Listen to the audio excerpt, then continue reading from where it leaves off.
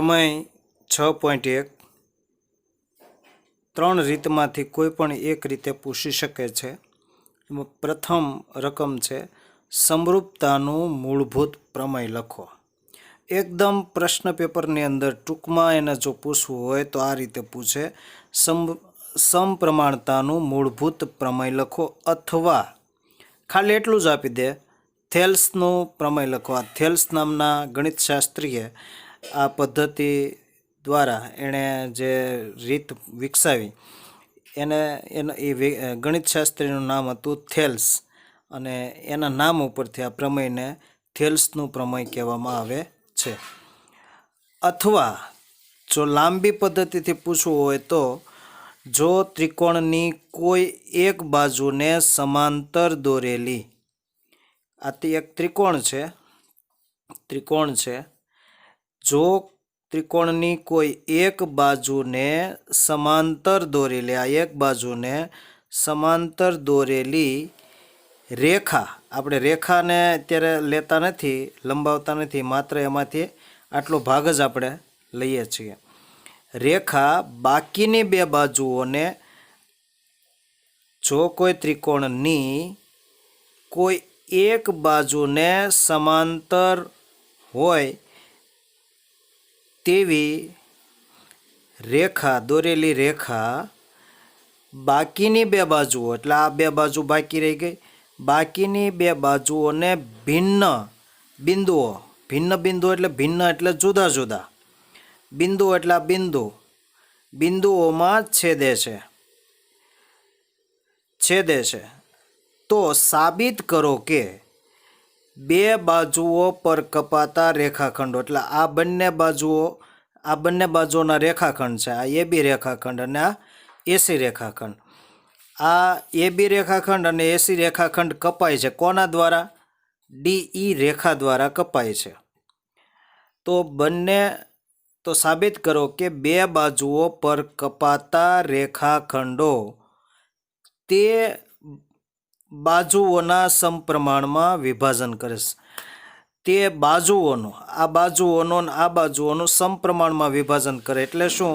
આનો ગુણોત્તર એડીનો ગુણોત્તર, એડી છેદમાં ડીબી નો જે ગુણોત્તર આવે તે, અને એઈ અને ઈસી આ ગુણોત્તર આવે તે બંને સમાન પ્રમાણમાં વિભાજન કરે છે, સમપ્રમાણમાં એટલે આનું જે પ્રમાણ આવે, બાજુઓનો ગુણોત્તરનું જે પ્રમાણ આવે તેટલું જ આ બાજુના છેદમાં આ બાજુનું પ્રમાણ આવે, તે રીતે આ વિભાજન કરે છે આ રેખા ડીઈ।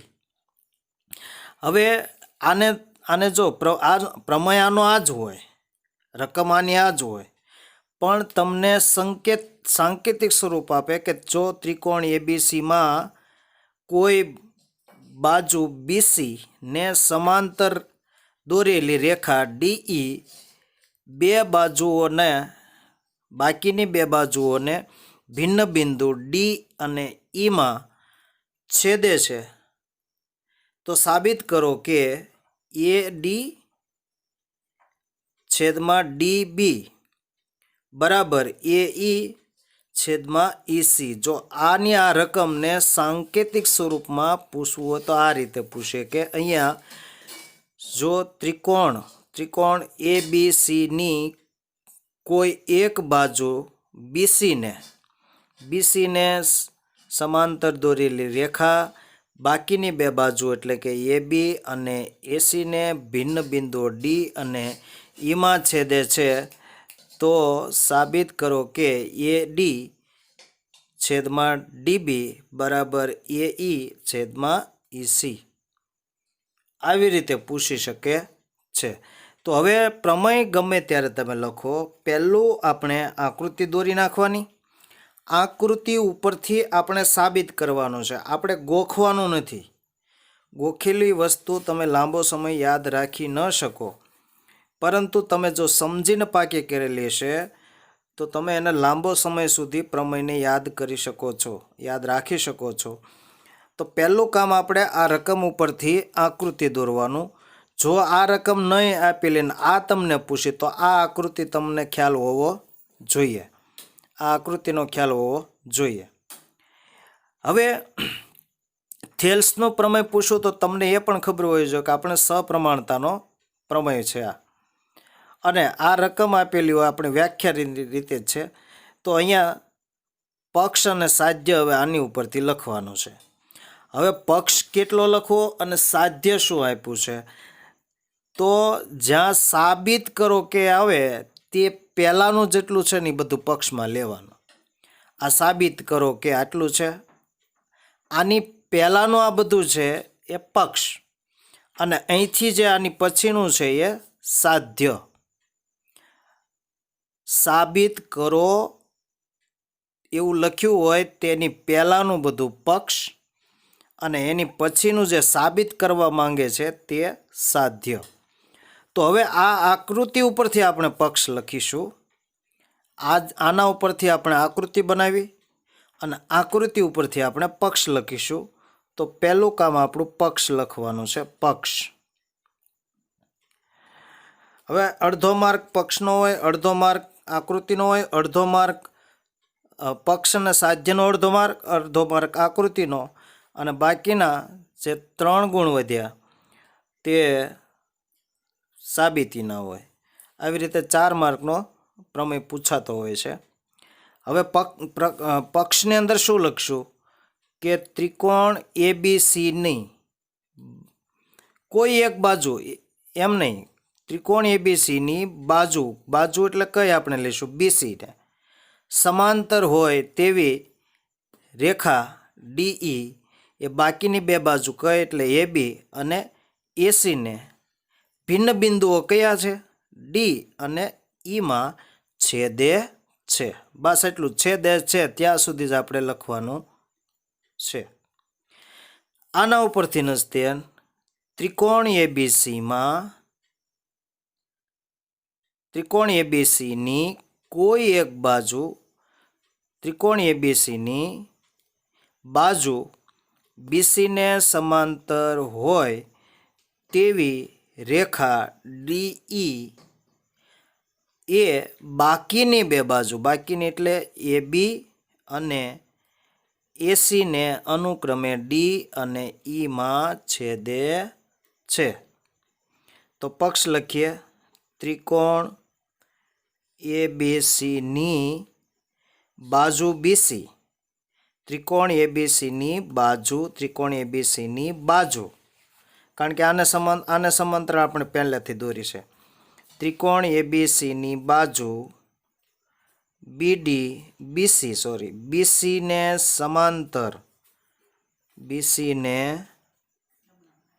સમાંતર હોય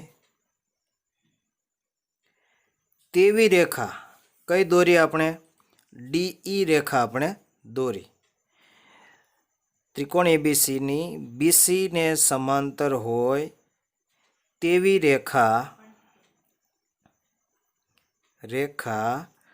DE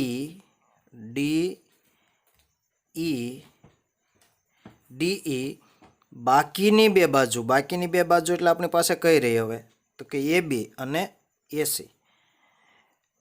તેવી રેખા DE બાકીની બાજુઓ AB અને AC ને અનુક્રમે કયા બિંદુમાં આ રેખા છેદી, D અને E માં છેદે બિંદુમાં છેદે છે. DE અહીંયા કોમા રાખજો, DE બાકીની બાજુઓ AB અને AC ને અનુક્રમે ભિન્ન બિંદુઓ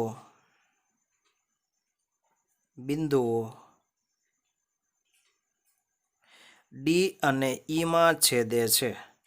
D અને E માં છેદે છે.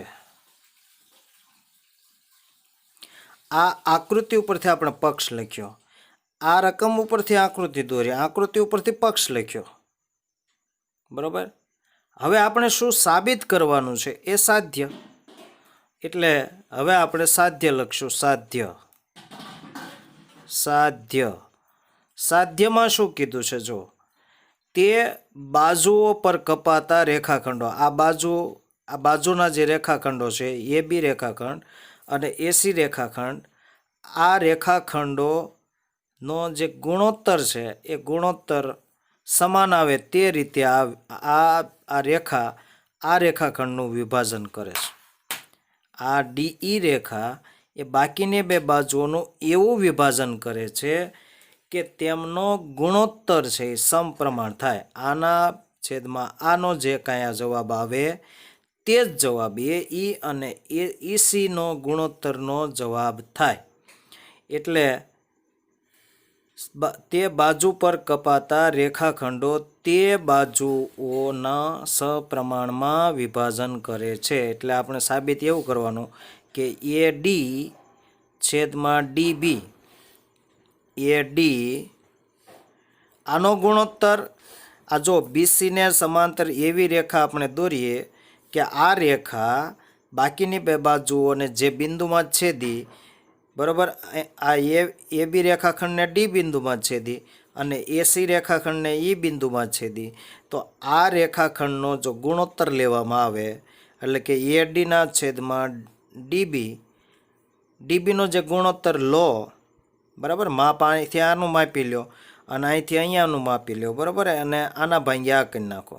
પછી અહીંથી લંબાઈ આ ફૂટપટ્ટી વડે માપી લો અને અહીંથી અહીંયા ફૂટપટ્ટી વડે માપી લો અને આનો તમે ગુણોત્તર લ્યો તો બંનેના માપ સમાન આવે તો જ આપણે બરાબર કરીને લખી શકીએ, નહીંતર લખી શકાય નહીં.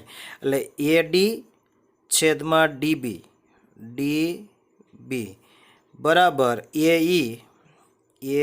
ઈ છેદમાં ઈસી. આવું થાય, આવું સાબિત કરવાનું છે આપણે.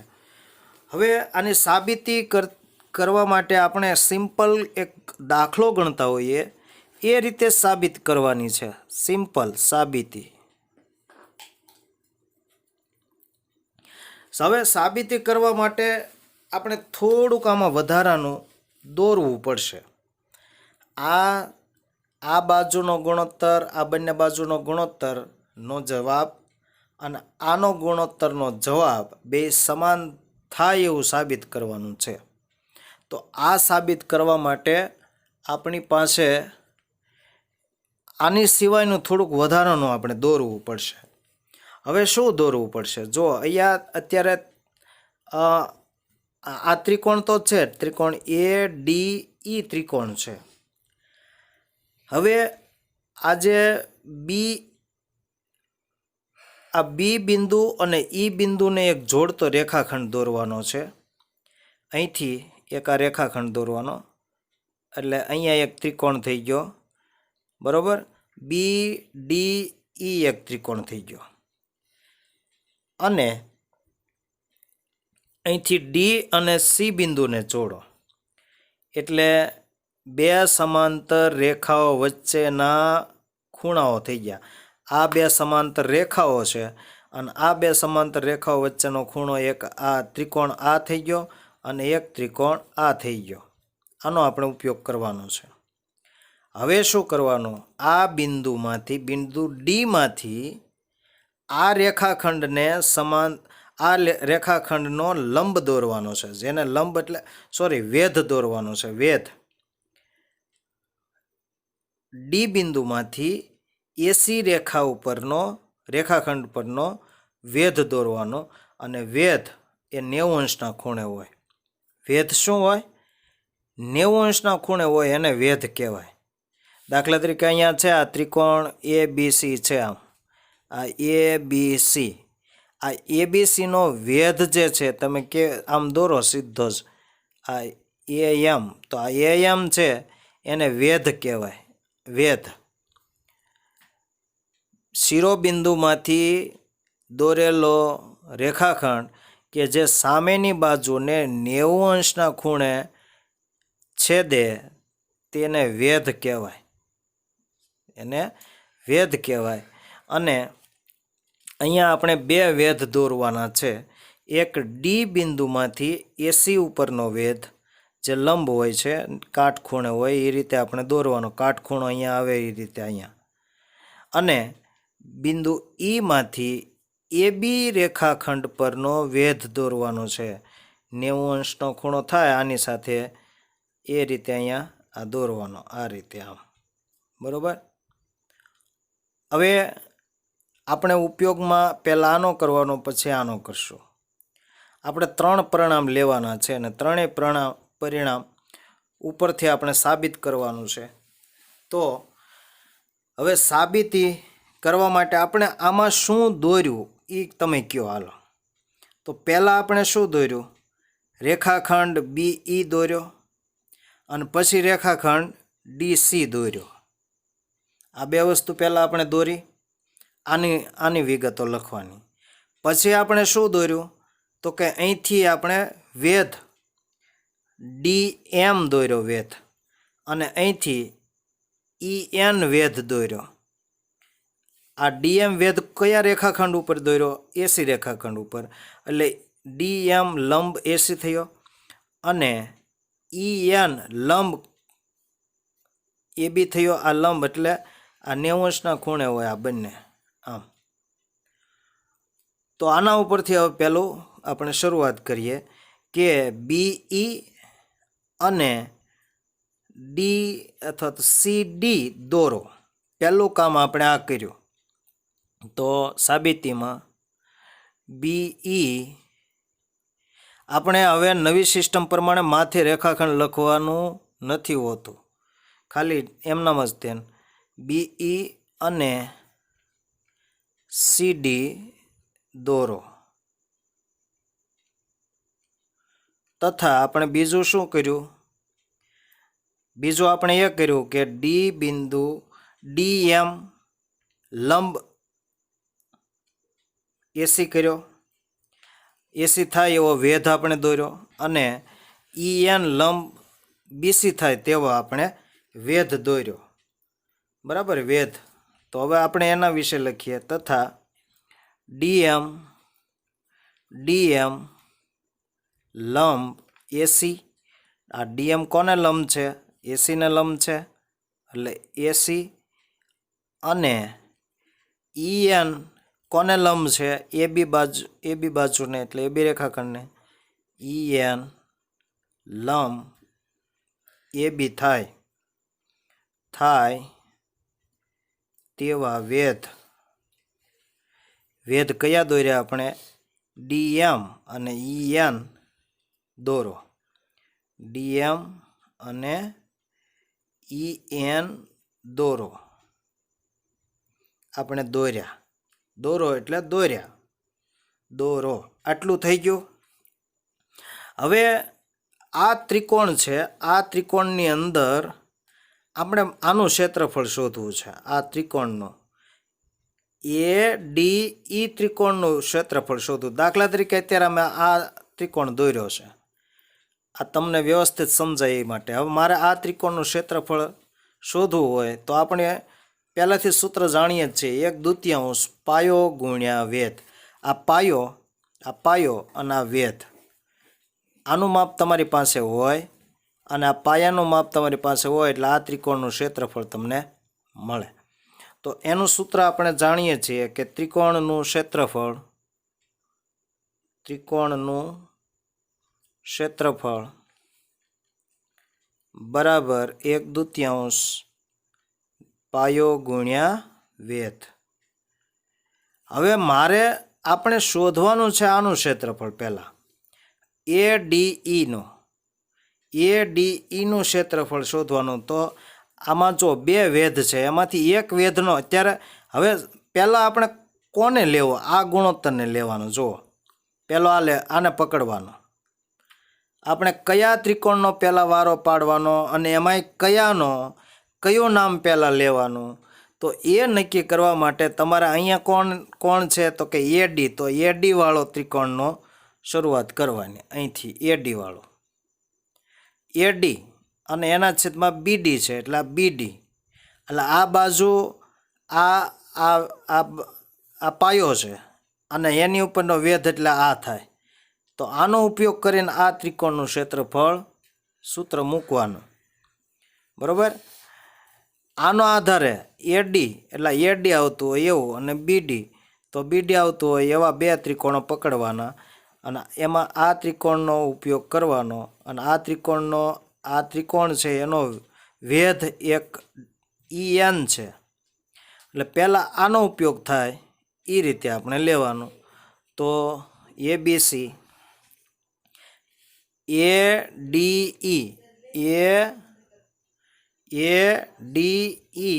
બરાબર 1/2 પાયો એટલે AD આ ત્રિકોણ માટે આ પાયો એટલો જ છે AD અને ગુણ્યા EN એટલે ADE બરાબર 1/2 ગુણ્યા પાયો એટલે AD ગુણ્યા વેધ એટલે આ વેધ લેવાનો. આ પાયા ઉપરનો વેધ કયો થાય? આ થાય EN એટલે EN. હવે એવી જ રીતે હવે આ ત્રિકોણનો લેવાનો. હવે જો હું ઘાટી પેનથી થોડુંક દોરું છું. આ ત્રિકોણનો આ ત્રિકોણ લેવાનો તો જ આ પાયો થાય ને, બરાબર. આ પાયો. હવે આનો વેધ કયો લેશું? પ્રોબ્લેમ એ થાય. હવે આનો વેધ કયો લેવો એ હવે તમે શીખો વ્યવસ્થિત. જુઓ આ ત્રિકોણ થયો, વ્યવસ્થિત જોજો. આ ત્રિકોણ છે, આ ત્રિકોણ બરોબર. હવે આ ત્રિકોણને હું કેવી રીતે ગોઠવું છું ધ્યાન રાખજો. આ ત્રિકોણને હું આમ દોરું તો આ ત્રિકોણ કેવો થઈ ગયો? ગુરુકોણ ત્રિકોણ થઈ ગયો. જો અહીંયા હું દોરું, આ ત્રિકોણ ગુરુકોણ ત્રિકોણ થઈ ગયો આમ. અને પેન દોરીએ એટલે આમ થઈ ગયો. જો સીધું આમ દોરીએ તો આ સીધી રેખા આમ અને અહીંથી આમ થઈ ગયો અને આને જોડો એટલે આમ થઈ ગયો, બરાબર. તો આવા ગુરુકોણ ત્રિકોણ આવા ગુરુકોણ ખૂણો બનતો હોય 90 કરતાં વધારે હોય અને એનો વેધ ક્યાં હોય? તો કે એનો વેધ છે એ બહારના ભાગમાં, અહીંથી અહીંયા બરાબર. તો હવે આ ત્રિકોણ છે, આ ત્રિકોણ અને આ ત્રિકોણનો હવે અહીંથી આમ વેધ દોરવામાં આવે કોણ થાય? આનો વેધ? જેમ અહીંયા આ કોણ થાય, અહીંયા કોણ થાય? આ જો આ બિંદુ એટલે આ E, પછી આ બિંદુ એટલે D અને આ બિંદુ એટલે B, બરોબર. તો આને આ E, D ને B ઉપર હું મૂકું. આ E, D ને B ઉપર મૂક્યો તો અહીંયા E બિંદુએ કોણ છે વેધ? E બિંદુએ કોણ વેધ છે? EN. તો આ E અને આ N એટલે આવા ત્રિકોણનો વેધ કોણ થાય? આ ત્રિકોણનો. તો આ ત્રિકોણનો વેધ કોણ થાય? EN થાય. શું થાય? EN. આપણે સૂત્ર લગાડવાનું 1/2 પાયો ગુણ્યા વેધ, પણ આને વેધ જ નથી. આમનામ જો તમે દોરશો આમનામ તો આને વેધ કોણ થાય? તો કે આમાં તો કોઈ થાય નહીં. તો એનો વેધ અહીંયા 12 તમે દોરવો પડે. આ 12 એટલે આ 12નો જે આવ્યો એ કોણ થયો? તો કે EN વેધ થયો. તો હવે આપણે ત્રિકોણ BDE માટે લઈએ. BDEનું ક્ષેત્રફળ આપણે આનું ગોતીએ. પહેલાં આપણે આનું ગોત્યું, આ ત્રિકોણનું. હવે આ ત્રિકોણનું ક્ષેત્રફળ લઈએ. ત્રિકોણ એટલે BDE બરાબર એટલે આનું મતલબ ત્રિકોણ BDEનું ક્ષેત્રફળ આપણે સૂત્ર લગાડીએ તો 1/2 ગુણ્યા હવે આ પાયો થયો, પાયો. અને હવે તમે કહો વેધ કોણ થાય? તો કે આ ન થાય. થાય ને? હવે ખ્યાલ આવી ગયો ને તમને બધાને? તો હવે આ વેધ થયો. આ વેધ શા માટે થયો? મેં તમને સમજાવ્યું કે આવો ત્રિકોણ હોય, ગુરુકોણ ત્રિકોણ હોય તો એવા ગુરુકોણ ત્રિકોણનો વેધ હંમેશા 12ના ભાગમાં હોય. વેધ એટલે 90 ખૂણે હોવો જોઈએ. એટલે આનો 90 ખૂણો અહીંયાથી થાય. આ લંબાઈ ગયો આગળ એટલે આ થાય. હમણાં જે તમને કીધું તે પ્રમાણે. તો ઈ આ ડીબી ગુણ્યા EN થાય EN. હવે આ બંનેનો ગુણોત્તર લઈ લો. આ બંને ક્ષેત્રફળો, આ ત્રિકોણના ક્ષેત્રફળ છે એનો ગુણોત્તર લઈ લો. એટલે ADE છેદમાં BDE બરાબર. હવે આ અંશમાં મૂકવાનું, આ છેદમાં મૂકવાનું, એટલે 1/2 ગુણ્યા AD ગુણ્યા EN છેદમાં 1/2 ગુણ્યા DB ગુણ્યા EN. હવે આમાંથી સરખું હોય એ ઉડાડી નાખો તો અહીંથી આ ગયું, એટલે વધ્યું શું? તો કે ADE છેદમાં BDE બરાબર AD ના છેદમાં DB. હવે આને પરિણામ નંબર 1 આપી દો. હવે શું કરવાનું આપણે? તો હવે આ બીજી સાઈડ લો, આ સાઈડ લો. હવે એમાં કઈ બાજુ આવી? AE. તો આ AE વાળો આવ્યો એટલે આનો આ ત્રિકોણ થશે AE. એના છેદમાં કોણ છે? EC. તો EC વાળો, EC પાયો હોય, AD પાયો હોય એવો ત્રિકોણ, એટલે EC પાયો હોય એવો ત્રિકોણ એટલે કોણ થાય? EC પાયો હોય એવો ત્રિકોણ એટલે હવે જો આ થાય, આ બરોબર. આ થશે, આ ત્રિકોણ થશે, આમ થયો. આ EC પાયો હોય એવો ત્રિકોણ એટલે હવે એના માટે લઈએ તો હવે કયા ત્રિકોણ માટે? ADE જ ત્રિકોણ છે, એનો એ જ ત્રિકોણ ADE. ADE નું ક્ષેત્રફળ, ADE નું ક્ષેત્રફળ. પણ પહેલા પાયો આ લીધો તો, હવે પાયો આપણે કોણ લેશું? આ લેશું AE. એનો વેધ કોણ થાય? DM થાય. આ DM વેધ, આ પાયા ઉપરનો વેધ કોણ? તો કે DM. એટલે 1/2 AE ગુણ્યા DM 1/2 AE ગુણ્યા DM.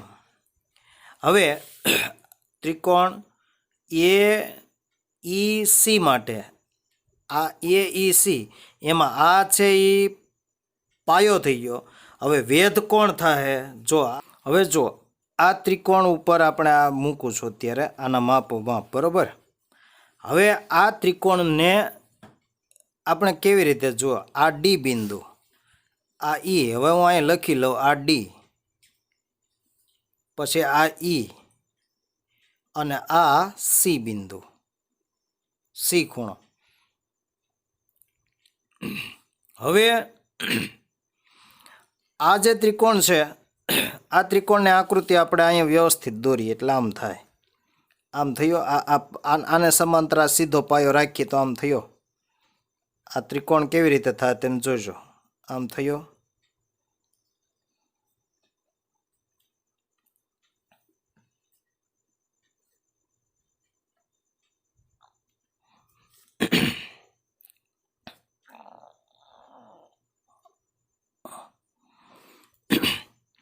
અહીંથી આમ કયો ત્રિકોણ થયો? ગુરુકોણ ત્રિકોણ. અને ગુરુકોણ ત્રિકોણનો વેધ હવે ક્યાં આવશે કયો? તો આને આમ લંબાવવું પડે. વેધ હંમેશા કાટખૂણે હોય, તો કોણ હોય? આ કાટખૂણે, અહીંયા આ કાટખૂણે આવ્યો, આ આવ્યો, તો આનો વેધ જુઓ. હવે આના કાટખૂણો, આ વેધ આમ થયો. તો હવે આ છે D બિંદુથી, આ D બિંદુથી આ આખો ત્રિકોણ આવી રીતે આમ થયો. આ લંબાયો એ આ થયો. અહીંથી E થી M સુધી કર્યો, આ M છે. આ E થી M જુઓ ફરીવાર જે આમ લંબાયો. આ D, C ને E બિંદુ, આ D પછી આ E અને આ C બિંદુ આપણે અહીં લખેલા જ છે. હવે આ D માંથી વેધ આપણે દોર્યો M, તો આ D માંથી વેધ દોર્યો M. અને આ આખો ત્રિકોણનો આકાર જોઈ લો, આવી રીતે આમ થઈ ગયો. તો આ વેધ કોના માટેનો બન્યો? આ વેધ એ આ ત્રિકોણનો વેધ કહેવાય. આ ત્રિકોણનો વેધ અહીંયા છે. ખ્યાલ આવ્યો? બરોબર. તો હવે આપણે આના માટે લખીએ કે ત્રિકોણ DECનો DECનું ક્ષેત્રફળ બરાબર 1/2 પાયો EC, પણ વેધ કયો આવ્યો? DM. વેધ કયો આવ્યો? DM આવ્યો. અહીંયા જોઈ લો, DM વેધ આવ્યો. તો ત્રિકોણ DEC માટે નું ક્ષેત્રફળ બરાબર 1/2 પાયો એટલે EC. પાયો એટલે EC.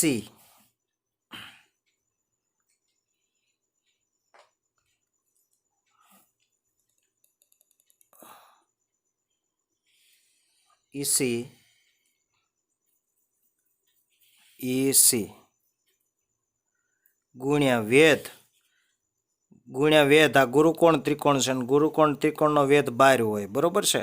આગળ આ બાજુને આગળ લંબાવતા અહીંથી આ વેધ અહીંયા શિરોબિંદુથી હંમેશા શિરોબિંદુથી વેધ લેવાય. શિરોબિંદુથી વેધ લેવાય. કાટકોણ ખૂણો હોય ગુરુકોણ ત્રિકોણ, એમાં જે શિરોબિંદુ હોય ત્યાંથી વેધ લેવાય.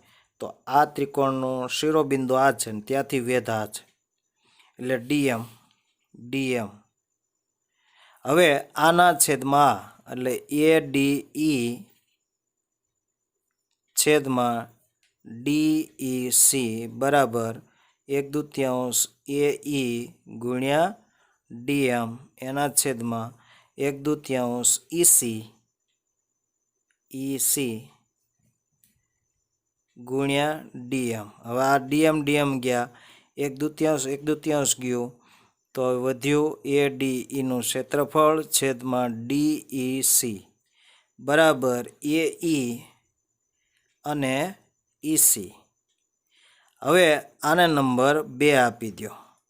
બરાબર. આ સાધ્ય ઉપરથી આપણે શું લેવું એ નક્કી કર્યું ને એના માટેના 2 ક્ષેત્રફળનો ગુણોત્તર લીધો. આ બંને ત્રિકોણોના ક્ષેત્રફળનો ગુણોત્તર લીધો.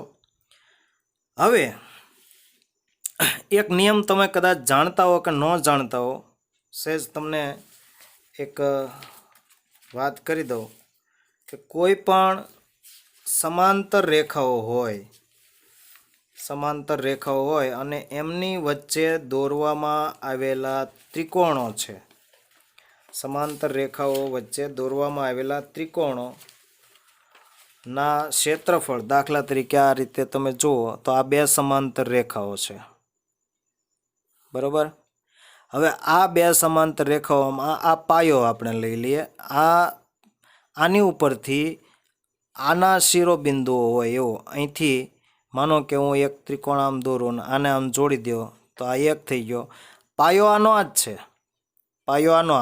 અને અહીંથી હું બીજો ત્રિકોણ દોરું અને એને આમ જોડી દો તો આનું ક્ષેત્રફળ બરોબર અને આ ત્રિકોણનું ક્ષેત્રફળ સમાન થાય.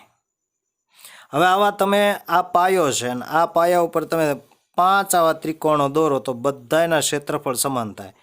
અહીંથી આમ દોરો, અહીંથી આ એક અહીંથી આમ લીધો, બીજો અહીંથી આમ દોરો, આમ ત્રીજો અહીંથી આમ દોરો. બરાબર. પછી અહીંથી આમ દોરો, અહીંથી આમ દોરો, અહીંથી આમ. તો આ બધા ત્રિકોણો જેટલા બન્યા એ બધા ત્રિકોણોના ક્ષેત્રફળ સમાન થાય. એટલે કે જ્યારે કોઈ પણ 2 સમાંતર રેખાઓ હોય અને આ 2 સમાંતર રેખાઓ વચ્ચે દોરવામાં આવેલા ત્રિકોણોના ક્ષેત્રફળ હંમેશા કેવા હોય? સમાન હોય. તો હવે તમે જુઓ અહીંયા આ BC ને સમાંતર કોણ છે? DE છે. BC ને સમાંતર DE છે અને એમાં DE ઉપરથી દોરવામાં આવેલા 2 ત્રિકોણો, આ DE એક બાજુ છે, પાયો છે. આ પાયા ઉપરથી આને ઘડીક પૂરતા તમે આમ ઉલટું કરી નાખો. આ જે બંને હતા, હવે જુઓ આપણે એક ત્રિકોણ આ લીધો તો ને એક ત્રિકોણ આ, એનો પાયો આ આપણે કીધો. હવે આ બંનેને હું ઉલટાવી નાખું તો આમ થશે, જો આમ કરીને આમ આમ.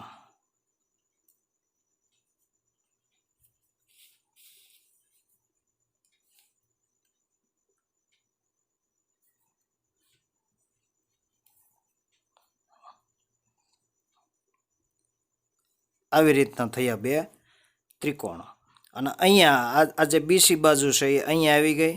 તો આનું ક્ષેત્રફળ અને આનું ક્ષેત્રફળ હંમેશા કેવા થાય? સમાન થાય. તો હવે આપણે એના વિશે અહીંયા લખીશું.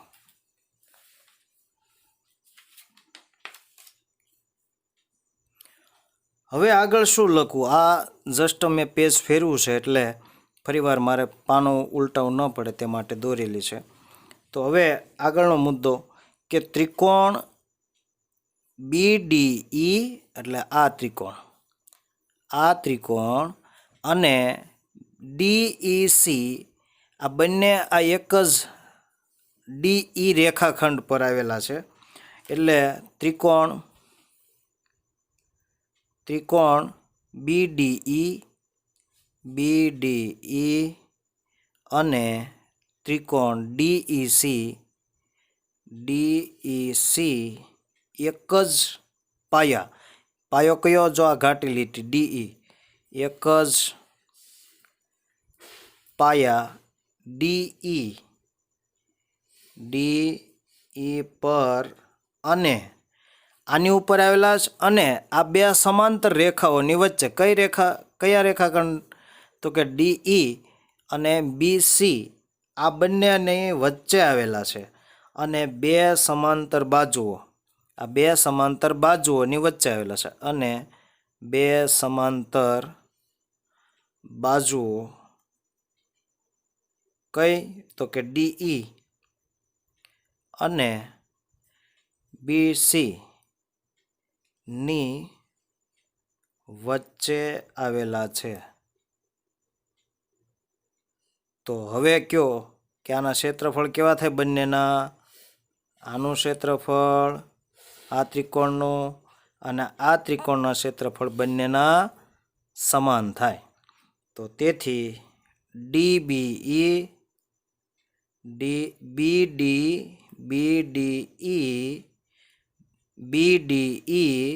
બરાબર DEC